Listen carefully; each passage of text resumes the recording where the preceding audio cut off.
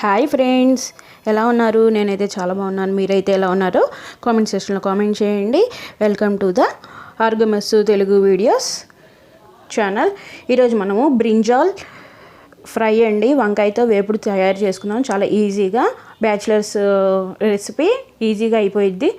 చూడండి, ఇప్పుడు దాకా మీరు ఇంతవరకు నా ఛానల్ కనుక సబ్స్క్రైబ్ కనుక చేసుకోకపోతే ఆరోగ్యమస్తు తెలుగు వీడియోస్ని సబ్స్క్రైబ్ చేసుకోండి. పక్కనే ఉన్న బెల్ ఐకాన్ని క్లిక్ చేస్తే నోటిఫికేషన్స్ వస్తాయి. అలాగే లైక్ చేయండి, షేర్ చేయండి, కామెంట్ చేయండి. ఎలా ప్రిపేర్ చేసుకోవాలో చూద్దాం.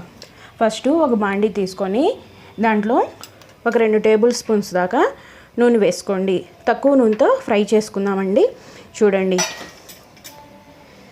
ఇట్లా నూనె హీట్ అయిన తర్వాత దాంట్లో 1 స్పూను మినప్పప్పు, 1 స్పూను ఆవాలు, 1 స్పూను జీలకర్ర, 1 స్పూను పచ్చిపప్పు, జీలకర్ర కూడా 1 స్పూను వేసుకొని వీటిని బాగా ఫ్రై చేసుకోండి. బాగా వేయించుకోవాలి. మంచి గోల్డెన్ బ్రౌనిష్ కలర్ వచ్చేసేయాలి. తర్వాత దీంట్లో కొంచెము కరివేపాకు వేసుకోండి. ఇవన్నీ ఫ్రై అయిన తర్వాత దీంట్లో ఒక 3 ఉల్లిపాయలు నేను ఇట్లా కట్ చేసి పెట్టుకున్నానండి, అవి కూడా వేసేసుకుంటున్నాను. వీటిని కూడా బాగా వేయించుకోవాలి. కూర మనకి మాడిపోకుండా ఎమ్మటే అయిపోవాలంటే మనము దీంట్లో కొంచెం సాల్ట్ వేసుకోవాలని అన్ని వీడియోల్లో చెప్తున్నాను. సేమ్ ప్రాసెస్ అండి. దీంట్లో కూడా కర్రీకి సరిపడినంత ఉప్పు ఇప్పుడే వేసేసుకుంటున్నాను. ఉప్పు వేసుకొని కొంచెం పసుపు వేసుకొని బాగా కలుపుకోవాలి.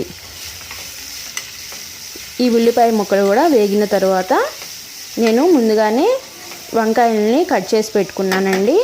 వాటిని నల్లగా రాకుండా ఉండడం కోసం ఉప్పు నీళ్ళల్లో నానబెట్టుకుంటున్నాను. నానబెట్టుకున్న తర్వాత ఇట్లా చిన్న చిన్న ముక్కలుగా కట్ చేసుకోండి. నేను తెల్ల వంకాయలు తీసుకున్నానండి, చాలా టేస్ట్ని ఇస్తుంది.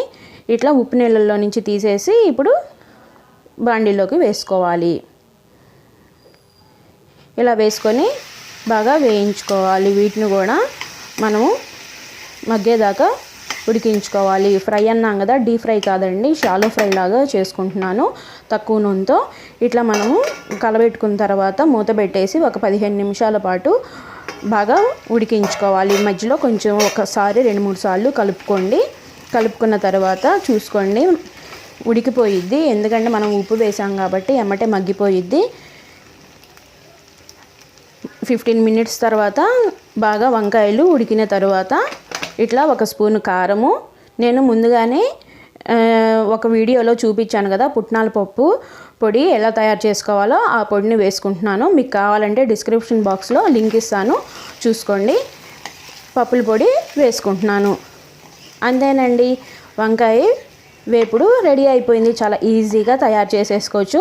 చాలా రుచిగా కూడా ఉండిద్ది. ఒకసారి మీరు కూడా ట్రై చేసి చూడండి. ఎప్పుడు కర్రీసే కాకుండా ఇట్లా ఫ్రై కూడా చేసుకోండి తక్కువ నూనెతో. చాలా రుచిగా ఉండిద్ది. అంతేనండి, వంకాయ వేపుడు రెడీ అయిపోయింది. మీకు కనుక నచ్చినట్టయితే లైక్ చేయండి, షేర్ చేయండి, కామెంట్ చేయండి. Thank you friends. బాయ్. మళ్ళీ నెక్స్ట్ వీడియోలో మళ్ళీ కలుద్దాం. Bye friends.